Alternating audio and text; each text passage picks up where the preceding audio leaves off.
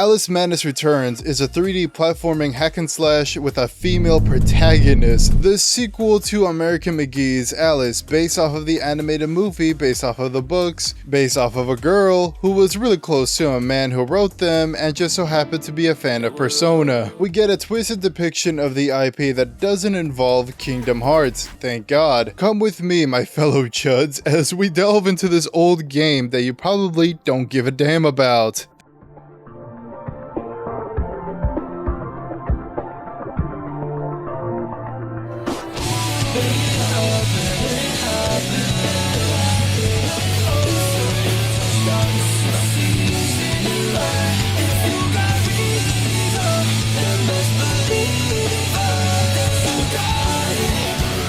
The game quickly immerses you into the troubled world of Alice, starting with a therapy session. Through this therapeutic setting, the game established the psychological foundation of Alice's journey, highlighting her fragile mental state and unresolved trauma that drives the narrative forward. The next minute you're in England, remembered how dog shit it is, and then dissociate into Wonderland, because slipping into your own imaginary silly little world is way better than having to be around a certain group of people. You know which ones I'm talking about. The world of Wonderland is colorful, whimsical, and full of beauty. That's where we arm ourselves with a knife. It's called bringing the English culture to Wonderland. If Alice was American, she'd bring a switch on her and bring the Chicago culture into Wonderland. As you journey through the game, you'll encounter a variety of environments, some stunningly beautiful, some hauntingly eerie, and a few deeply disturbing areas. Each area presents unique challenges and atmosphere reflecting the fractured state of Alice's mind. During her exploration, Alice meets several Wonderland characters. These encounters serve as clues, helping to piece together the complex narrative and offering insight into the psychological turmoil that shapes Alice's experience. The gameplay is simple. You explore, do some platforming, shank some people, throw some scolding hot tea onto them because the guns aren't allowed. Each level in the game features platforming segments that are consistently bothersome. Let me introduce you to this concept with Mad Hatter's Factory. If OSHA ever stepped foot into the Mad Hatter's factory, the inspectors would start filling out their own resignation letters with tears, realizing that their career has been a lie. This place is less of a workplace and more of a cautionary tale of anyone who thinks safety is just a made-up word. Employee wellness? Yeah, they can wellness themselves straight into the nearest vat of boiling tea. And the platforms, walking across them is like playing Russian roulette, but not the fun kind, the one that involves you plummeting to your death. Like, how the fuck can you navigate without a flying skirt? Don't even get me started with the water level. Like, Alice, how are you jumping? You're underwater. Can you not swim? How are you breathing underwater? You meet the Mad Hatter himself, and I swear I had the language in English, yet I still don't understand what the hell he's saying. I feel like a new unsprung sweater. Design artists and level designers are basically unsung heroes of the madness, and they don't get enough credit. In Alice Madness Returns, every map is a fever dream wrapped in a hallucination sprinkled with just enough nightmare fuel, is just full of the exaggerated swagger of a schizo femcel. Every dreamy level makes you wish you weren't half conscious, hopped off 20 Benadryls, and hitting record just for content. You better like this video. Now we meet the walrus and carpenter in the water level. I hate the water level, and it's the second level. The platforming in this one sucks major fat walrus dick. What's even worse is the enemies you fight in this level, and it makes me want to throw more car batteries into the ocean. It's a lifestyle, mom. You fight these sailors who do these annoying ass attacks, then you set their souls free so they can rest in peace. I do not wish any peace onto them. In this water level, you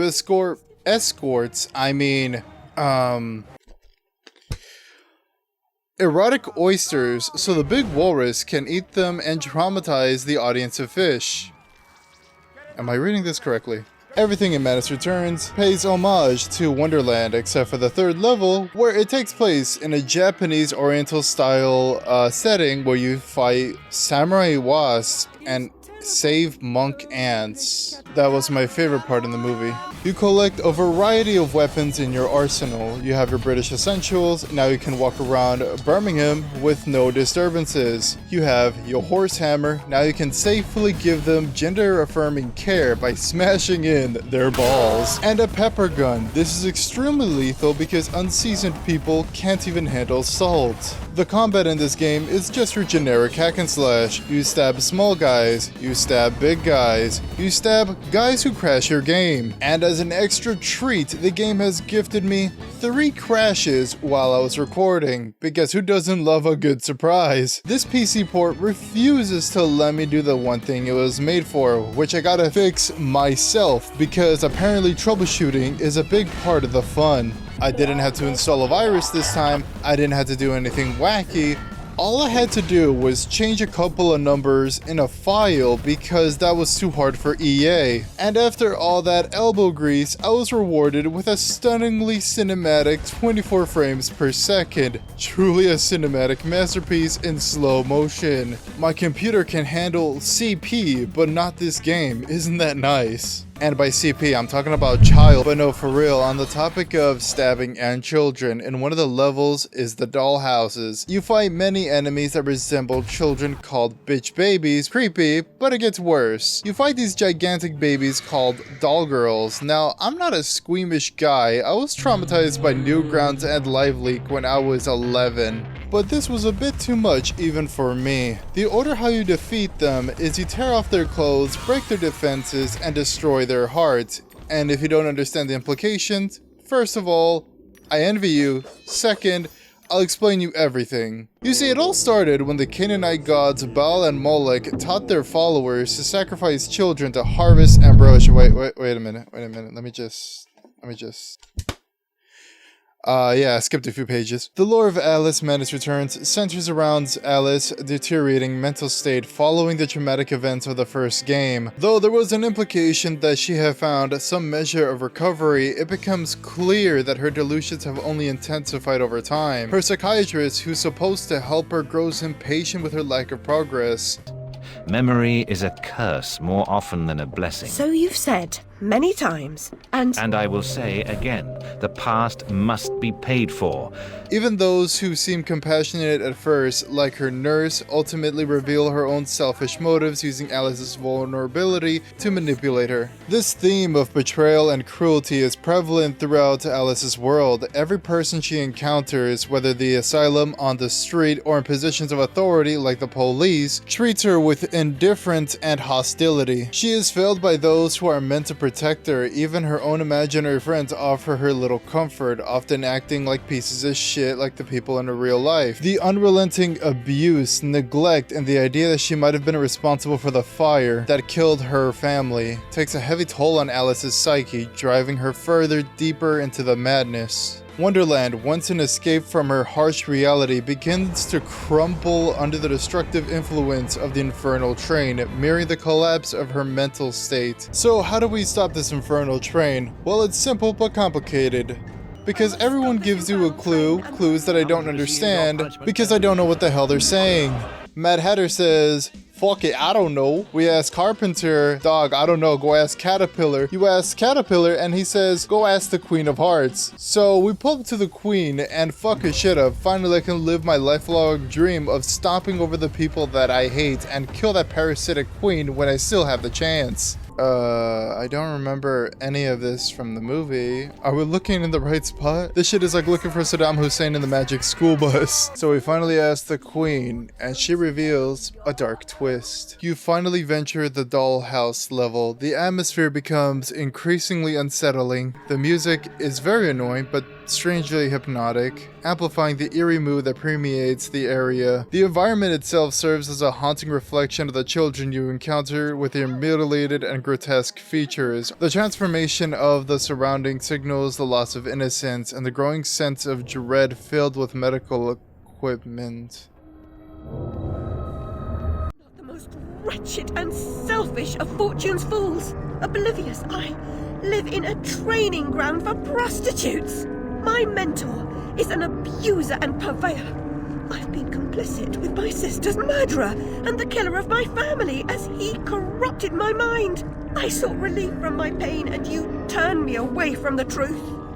You are almost there, almost free from what you fear. You could have been cured. You could have forgotten. It was Dr. Bumby this whole time. I mean, were you really surprised? Have you ever played a video game? Never trust a man with glasses. This isn't Alice being schizo, this man is actually evil as fuck. Dr. Bumby has been brainwashing and lobotomizing poor innocent children so he can pimp them out to politicians, PDF files.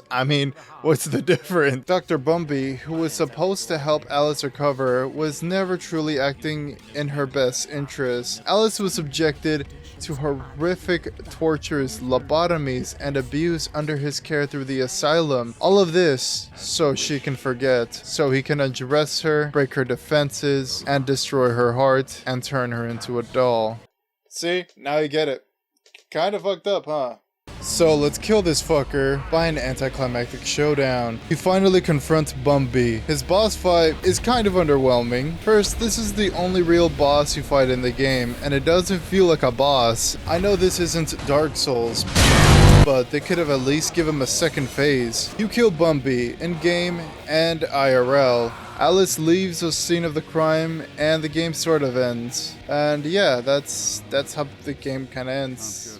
But were you disappointed? Well, so was I. But luckily, that's where Alice Asylum comes in. The sequel continuing the story of Alice's acceptance and her madness, her decision to exist between fantasy and reality, set in a realm inspired by the Looking Glass. The narrative focuses on Alice's ongoing struggle with self-forgiveness and her confrontation with personal trauma. Yay, more trauma! Why, Sanito, that sounds amazing. When does it come out?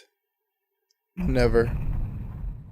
This art book was put together by American McGee and his team. EA was not involved in its creation whatsoever. EA has spat on the face of McGee and his passionate community, not only refusing to provide funding for the game, but also refusing to sell back the IP. And what does EA do with this IP? Absolutely fucking nothing. We live in a world where absolutely nothing happens. Alice Asylum isn't the first game to fall victim to EA's greed. Another one of my favorite games, Star Wars Force Unleashed, was cancelled. Titanfall 3, cancelled. The Sims 5, cancelled. I can go on. It's like as if EA is allergic to money, which I highly doubt because they sold themselves to Saudi Arabia. As a result of the buyout, they are 20 billion doubloons in debt. Bro, just sell the IP. They have also announced that they are laying off about 500 or more employees and are replacing them with AI. Them clankers are taking our jobs! I hate AAA studios, man. This is why we can't have nice things. American McGee posted a video on his YouTube channel breaking the news and decided to leave video game development entirely. This video made me want to cry. Not crying like Dabo listening to Frank Ocean for the first time, but I genuinely wanted to shed a tear. If there's anything I hate more in this world, aside from AAA game studios or even British people, it's wasted potential. McGee and his talented team of writers and artists who really wanted to bring this game to life crowdfunded the design bible by very passionate fans of the games. And seeing it all be squandered, it's just sad to see. As someone with a deep appreciation for art and creativity, the Design Bible was everything I needed and more. They really had something special. For those that are interested, the download link is available in the description below at no cost through McGee's Patreon. You should check it out. It even contains holy texts like Leviticus 20:13. If a man lays with another man, he should be stoned. In translation, EA executives should be thrown into an industrial stone grinder. Your Honor, I am not calling out for violence, I am just simply practicing my religion. And Henri, if EA sends you a cease and desist for making the game independently, don't worry, I got your back. I'll represent you in court. I have zero experience, but don't worry, I'm literally Saul Goodman because I am so good at bullshitting my way through life.